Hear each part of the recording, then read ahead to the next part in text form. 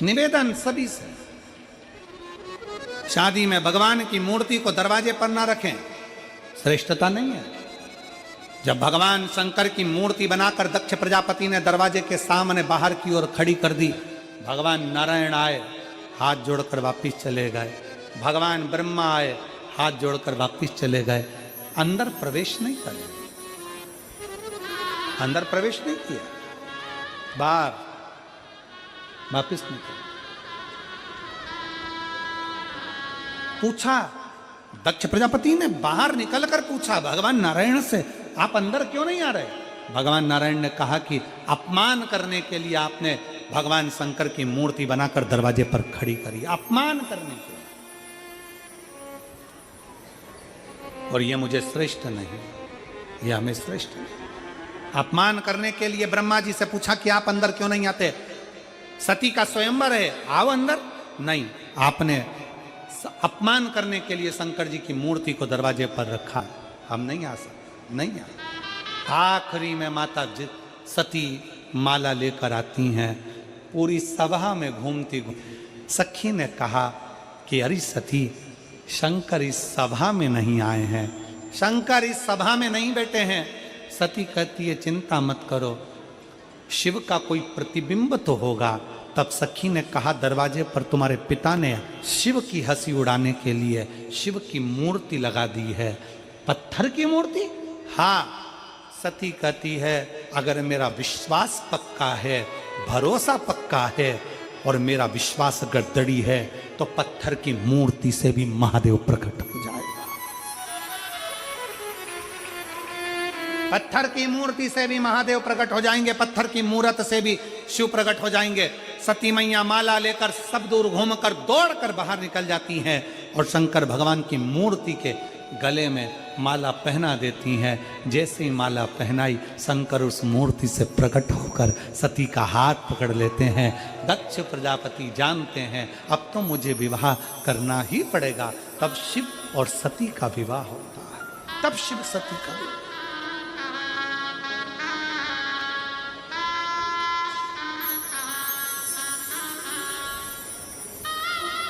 तब शिव सती का विवाह होता। क्या जीता? शंकर और सती के विवाह से हमने क्या सीखा?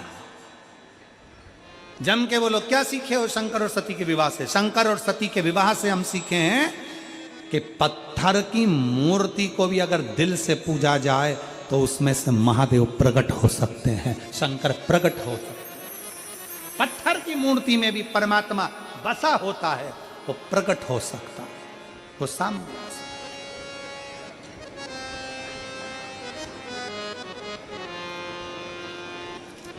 महाराज शिव कथा कर रही है, भगवान शंकर का चरित्र कह रहा है।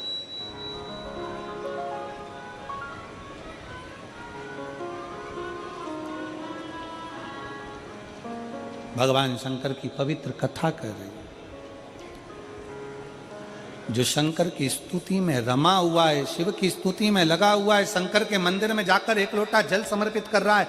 दुनिया के लोगों की दृष्टि में भले वो पत्थर की मूर्ति हो, दुनिया के लोगों के दृष्टि में भले वो पाषाण हो, दुनिया के लोगों की दृष्टि में भले वो शंकर का एक शिवलिंग हो, पत्थर का एक शिवलिंग हो, पर जो दिल से जल चढ़ाता है, बाबा दिल से उसको स्वीकार कर लेता है। एक माँ यहाँ बैठी है जिसका बच्चा माइंड से विकलांग है।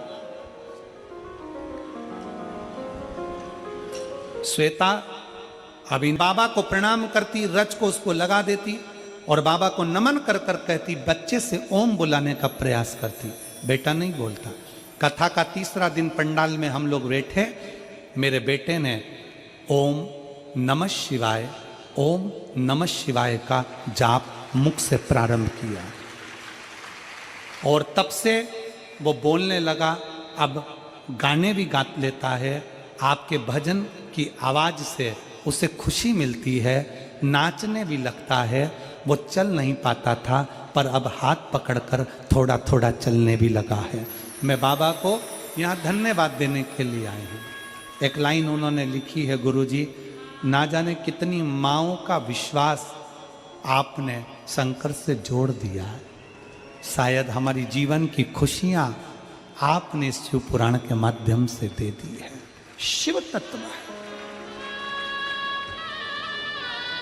शिव है।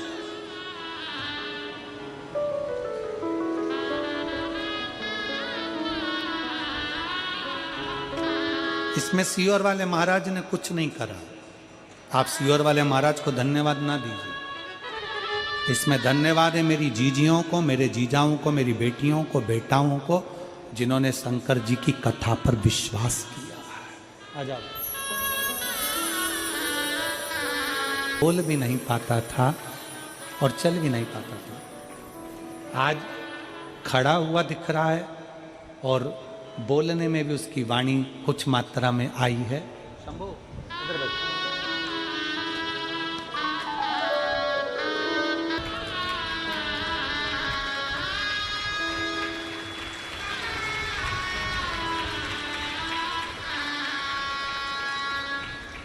और रिश्ता तेरा मेरा सबसे प्यारा, रिश्ता तेरा मेरा सबसे प्यारा, तू मेरा बाबा मैं हूँ तेरा लाला, मैं हूँ तेरा लाला, तू मेरा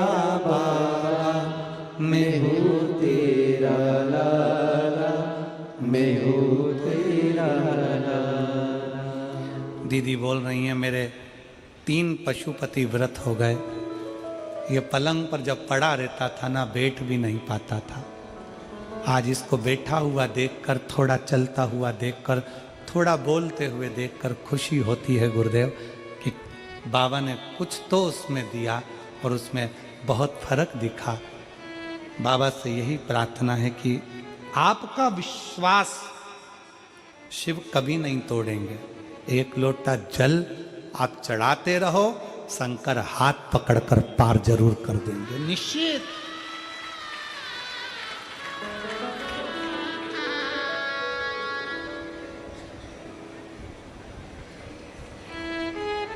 आप उसके आश्रित हो। हम दुनिया के आश्रित होते हैं, हम दुनिया के सहारे जीने का प्रयास करते हैं। वो बैठा है ना, वो मेरा रिश्तेदार मेरा का साथ दे देगा, मेरा नातेदार मेरा साथ दे देगा, मेरा कुटुंबी मेरा साथ दे देगा। कौन किसका साथ देता है?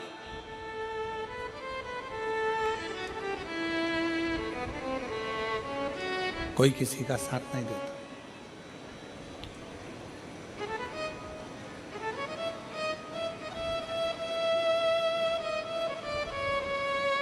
केवल साथ देता है तो एक देवाधिदेव महा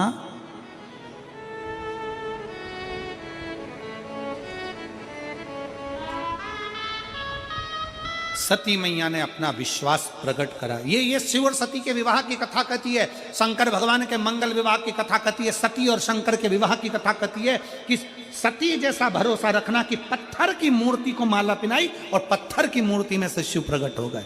वो विश्वास तुम्हारे भीतर होना चाहिए कि मैंने शंकर भगवान को जल चढ़ाया है, मेरे शरीर में रोग है, बीमारी है, मेरा भरोसा कहता है कि शंकर जी मुझे अच्छा कर देंगे। मैंने कंपटीशन एग्जाम दिया है, अच्छी मेहनत करूंगा, अच्छी पढ़ाई करूंगा, दिल से पढ़ूंगा और उस परीक्षा को मैं पास करूंगा। एक बेलपत्र शहद लगाकर शंकर को लगाकर फिर जाऊंगा, मेरा शंभू मेरे साथ जाएगा। विश्वास।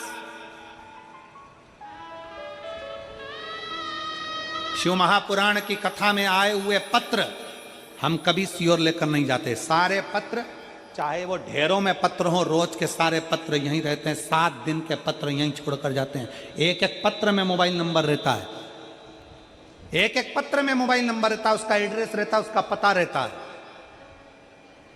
कभी जिसके मन में संशय हो, कभी उसके दरवाजे पर जाकर पूछना कि श्री शिवाय नमस्तुभ्यम ने एक लोटे जल ने उसको कौन कौन सी खुशियां प्रदान कर दी है, कौन सी खुशी, कौन सा बल उसको दिया।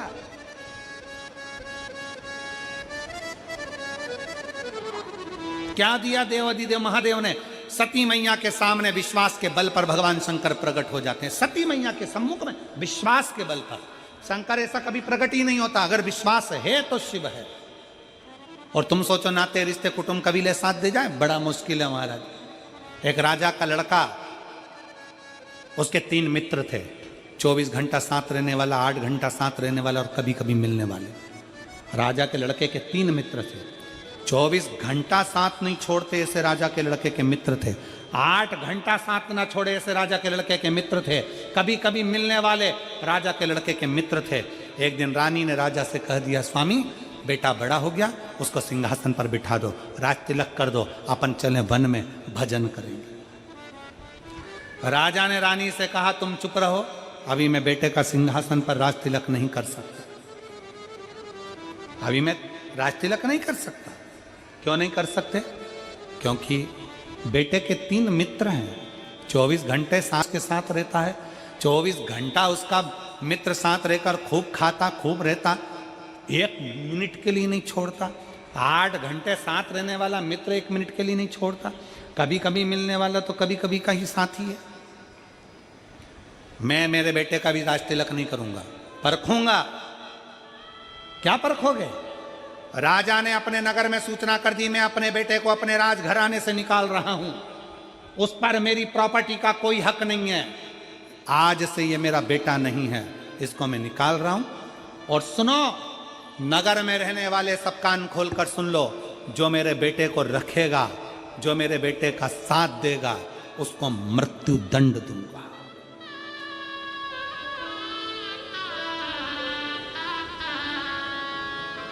अगर कोई नगर में मेरे बेटे का साथ देगा और कोई मेरे बेटे को रखेगा तो उसको मृत्यु दंड मिलेगा। सूचना मिली, राजा का लड़का रोते रोते मां के पास गया, मेरे पिताजी ने निर्णय लेकर मुझे घर से निकाल दिया और सूचना करवा दी, कोई मत रखो। कहां जाऊंगा? मां बोली, अब मैं क्या करूं, तेरे बाप के आगे, तेरे पिता के आगे क्या बोल सकती। लड़का कहने लगा, मम्मी मां चिंता मत करो, मेरा दोस्त है, मैं उसके घर चले जाऊंगा। 24 घंटे गले से गले मिलकर रहता है, 1 मिनट मेरे बिना नहीं रह पाता, मैं उसके घर जाऊंगा। 24 घंटे साथ रहने वाले मित्र के घर गया, दरवाजा बजाया, खोला ही नहीं, दरवाजा ही नहीं खोला। वो कह रहा है, भाई दरवाजा खोल, मेरे पिताजी ने मुझे निकाल दिया। अंदर से आवाज लगाकर कह रहा, भैया तेरे हाथ जोड़ूं, पांव पड़ूं, अपने घर जा। मैं दरवाजा नहीं खोलता, मुझे मरना थोड़ी ना है, तेरे पिताजी मुझे मृत्यु दंड दे देंगे, मुझे नहीं मरना। दरवाजा खोला ही नहीं, 24 घंटा साथ रहने वाले दरवाजे से ही भगा दिया।